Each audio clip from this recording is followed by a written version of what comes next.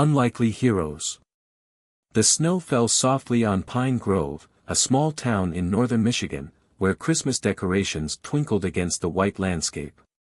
Dr. Elena Rodriguez, a brilliant astrophysicist with a reputation for unconventional research, sat in her home office, surrounded by complex star charts and quantum physics journals. At 42, she was known more for her controversial theories about extraterrestrial communication than her mainstream academic publications. Her daughter, Aria Rodriguez, a 19-year-old computer engineering prodigy, sat nearby, her fingers flying across a holographic keyboard. Unlike her mother's theoretical work, Aria was practical, developing cutting-edge communication technologies that pushed the boundaries of traditional signal processing. "Mom," Aria said, breaking the comfortable silence, "I've been analyzing those signal anomalies you discovered last month. There's something strange about them." Elena looked up, her dark eyes sparkling with intellectual curiosity. "Strange how?" "The signal patterns don't match any known astronomical phenomena. They're too structured, almost like a complex communication protocol." Aria rotated a holographic representation of the signals, revealing intricate geometric patterns that seemed to pulse and shift. Little did they know that thousands of miles above Earth, something was indeed watching. The Vurian Armada, a technologically advanced alien civilization, had been monitoring humanity for decades. Their primary directive was resource acquisition and strategic expansion. Commander Zaxenar, a seasoned Vurian strategist, studied the Earth data streams with clinical precision. His exoskeletal form, resembling a biomechanical mantis, reflected the cold calculation of his species. Beside him, Lieutenant Krila, a more empathetic member of their reconnaissance team, watched the human data with growing fascination.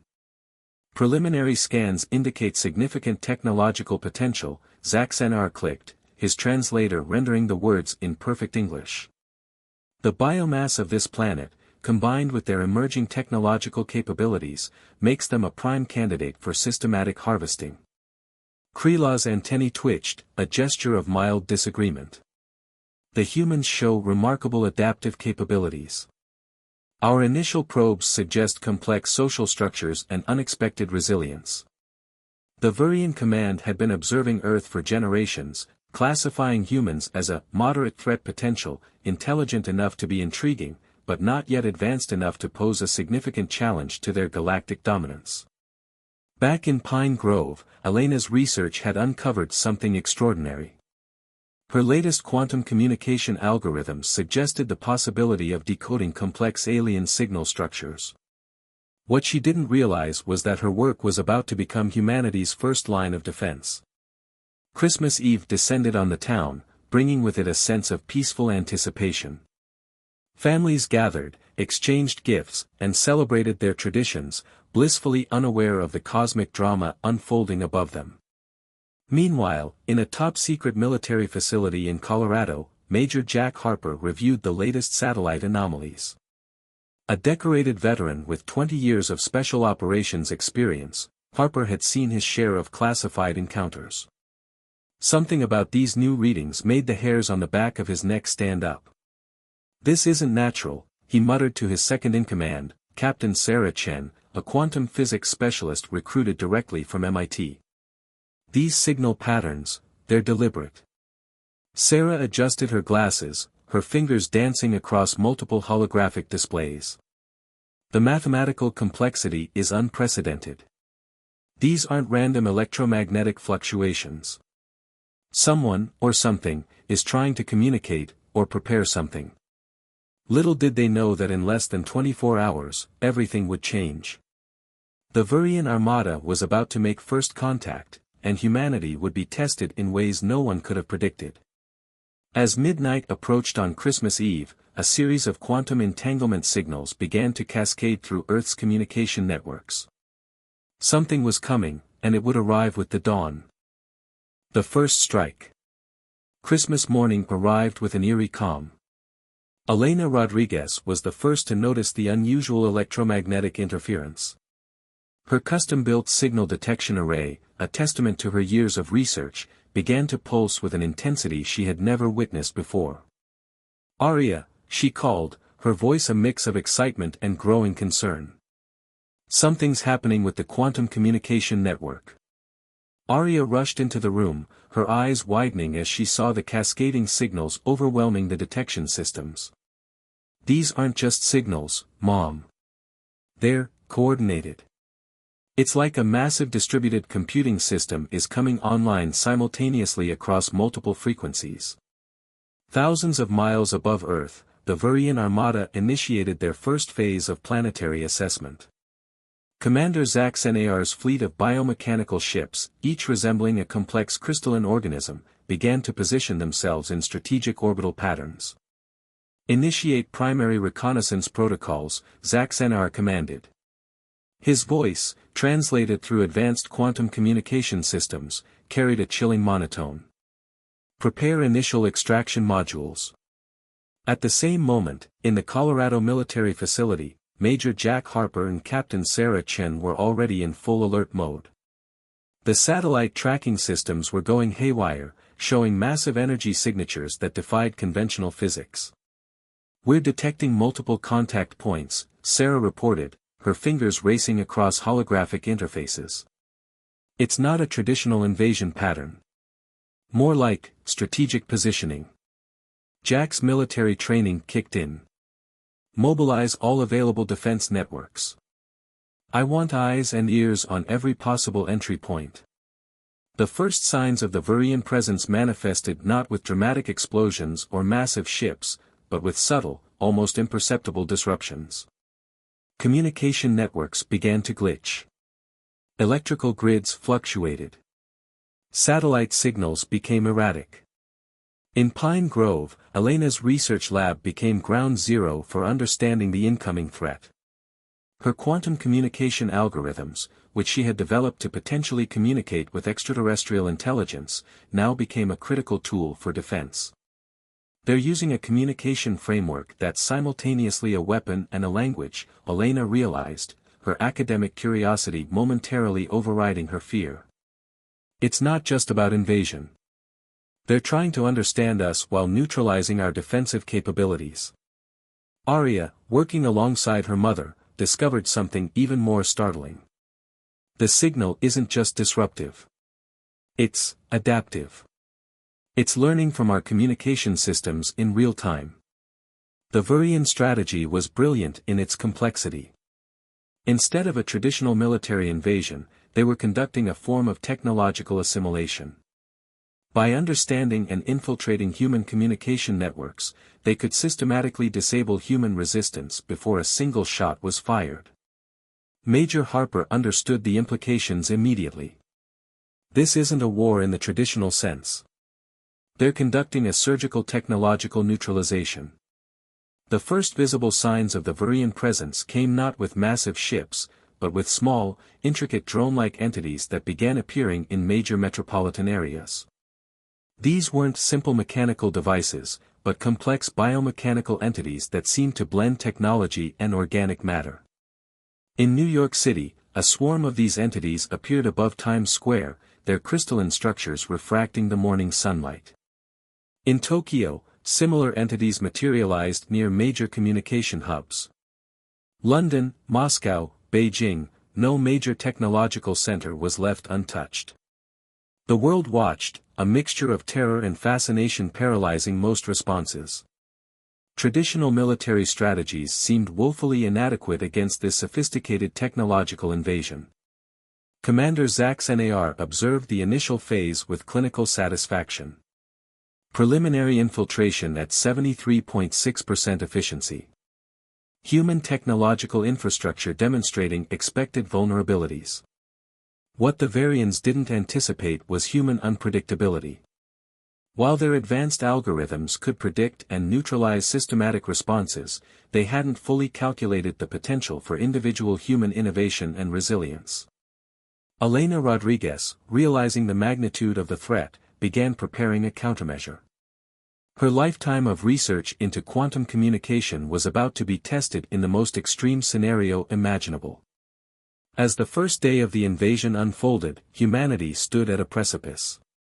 The fight for survival was just beginning, and the battleground would be as much technological as it was physical. The Christmas that was supposed to be about peace and celebration had transformed into humanity's first encounter with a technologically superior alien civilization. And nobody was ready for what was coming next. The resistance begins. The global response to the Virian invasion was initially characterized by confusion and fragmented attempts at resistance. Major Jack Harper, recognizing the need for a coordinated effort, began assembling an unconventional task force that would become humanity's first line of defense. At a secure military facility in the Rocky Mountains, Harper gathered a diverse group of experts. Captain Sarah Chen, with her quantum physics background, stood beside Dr. Elena Rodriguez, whose expertise in advanced communication technologies made her invaluable. Aria Rodriguez, her daughter, represented a new generation of technological innovators. "We're not dealing with a traditional invasion," Harper explained, pointing to a holographic display showing the global distribution of Virian drone networks. "These entities are more like a distributed intelligence. They're not just attacking our infrastructure, they're studying and adapting to it in real time." Sarah Chen highlighted specific data points. "Their communication protocol is fascinating. It's not just a technological system, it's almost like a living, learning organism. Each drone acts as a node in a massive, self-organizing network."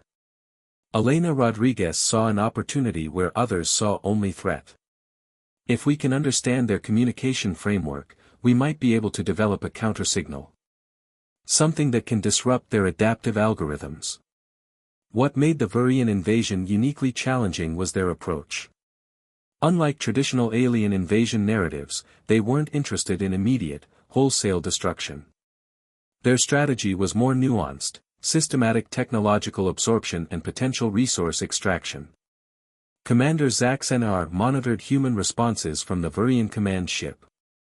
Lieutenant Krila, always more empathetic to potential sentient species, noted interesting patterns in human resistance. "They are not responding as our predictive model suggested," Krila observed. "Individual units are displaying remarkable improvisational capabilities." Zach Senar's response was typical of Virian pragmatism.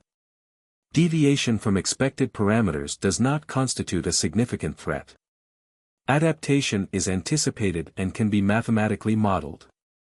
Across the world, pockets of resistance began to form.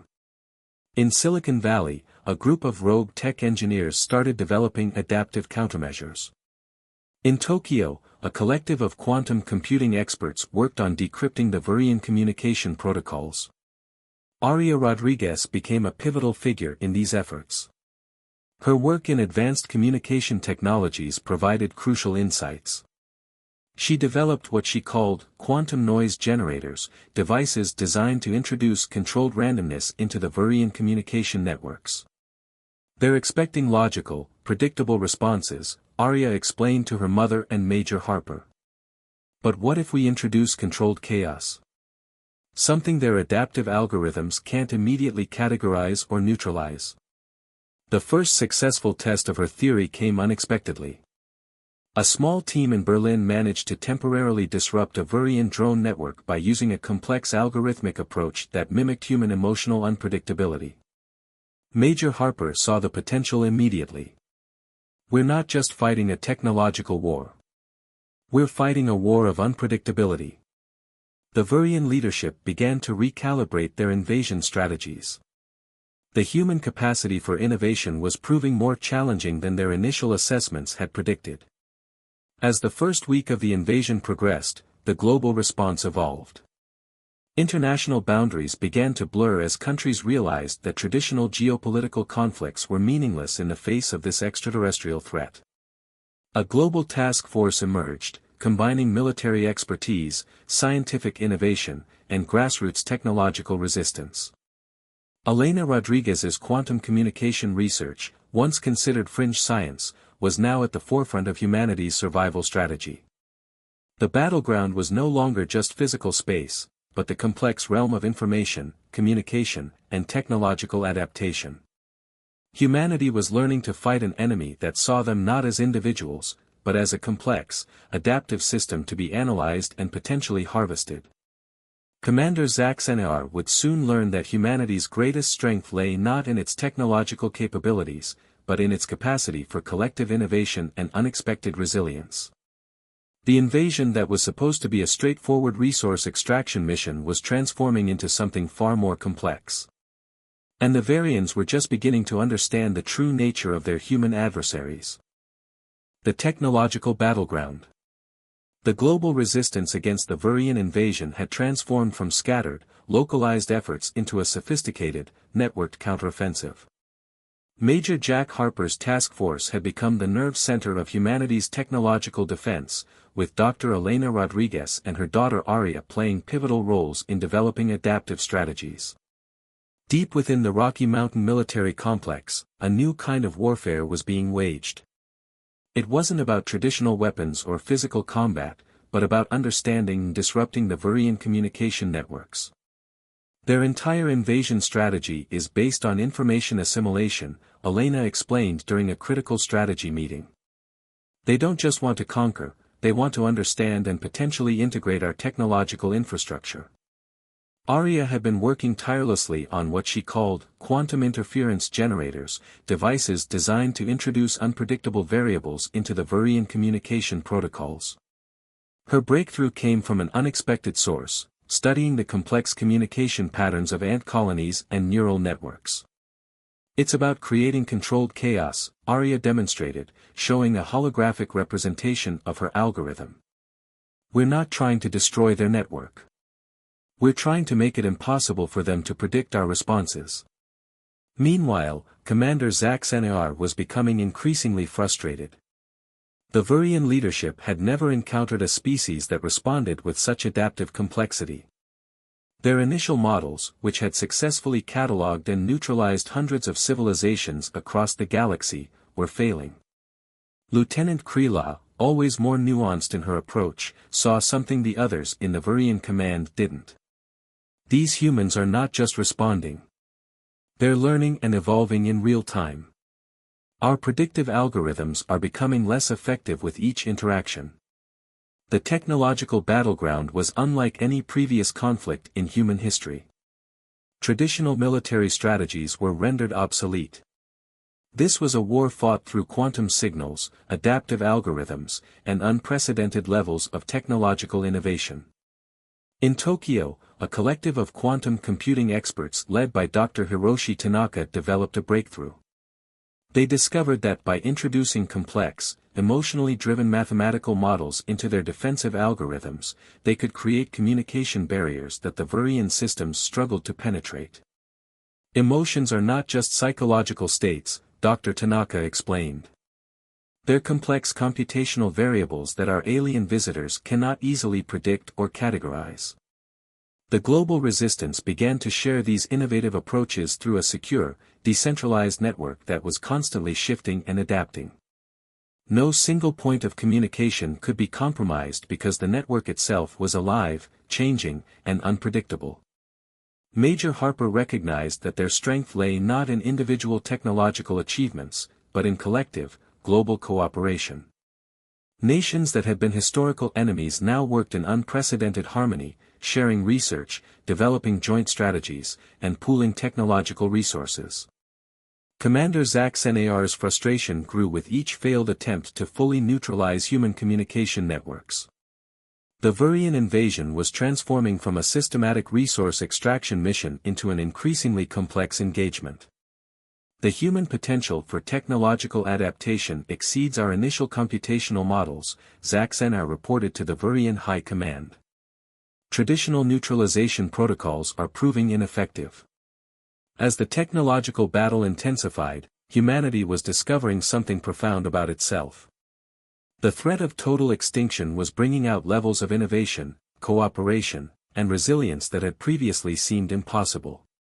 Aria Rodriguez's quantum interference generators were just the beginning. Research teams around the world began developing increasingly sophisticated countermeasures. Some used complex mathematical models, others explored bio-inspired computing techniques, and some even began investigating the potential of quantum entanglement as a defensive strategy. The Vurian leadership had made a critical miscalculation. They had viewed humans as a potentially harvestable resource, a technological civilization to be systematically neutralized and absorbed. What they were discovering was a species capable of radical, unpredictable innovation.